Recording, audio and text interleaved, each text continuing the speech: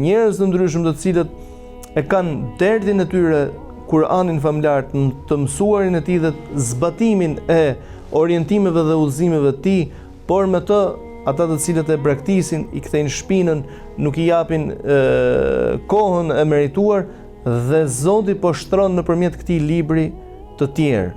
Pjesa më kryesore e gjithë dhikrit është Kur'ani famlar. Dikush do thojë me të drejtë, kemi shumë në masat tona dhe kjo është një thirrje për reflektim. Ai i cili nuk din ta këndojë Kur'anin në gjuhën në cilën është shpallur, sevapi i tij i vërtet është të sakrifikojë në mësimin e Kur'anit famlar. Sevapi i tij i vërtet. Allahu në një hadith të profetit alayhi salatu wasalam thot, pejgamberi alayhi salatu wasalam, inna Allaha la yarfa'u bi hadha al-kitabi aqwaman wa yad'u bihi akharin. Zoti lartëson me këtë libër, me Kur'anin famlar, kombe të ndryshme, njerëz të ndryshëm të cilët e kanë derdhin e tyre Kur'anin famlar, të mësuarin e tij dhe zbatimin e orientimeve dhe udhëzimeve të tij, por me të ata të cilët e braktisin, i kthejnë shpinën, nuk i japin kohën e merituar dhe Zoti po shtron nëpërmjet këtij libri të tjerë. Zgjedh ti të jesh një prej atyre të cilët lartësohesh tek Allahu subhanahu wa taala. Ka ndodhur një herë që Sulejman ibn Abdul Malik, i cili ka qenë kalifi i kohës, domethënë, teksa bënte tavaf Ka'ben,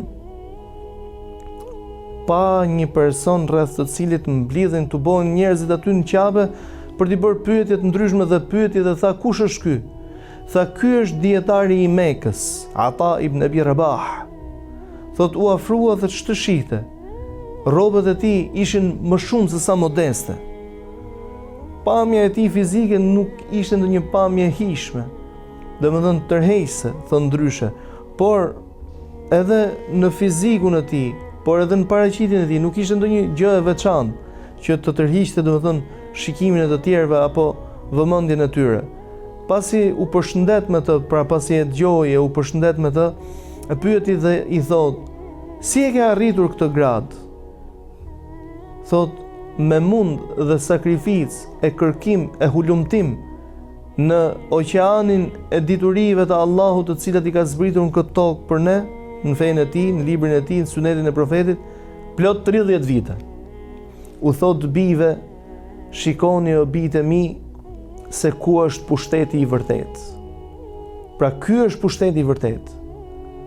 Me çfarë e lartësoi Allahu njeriu në fjalë, por edhe të gjithë ata të cilët ecën rrugës ose ndoqën pikërisht këtë rrugë me Kur'anin famlar.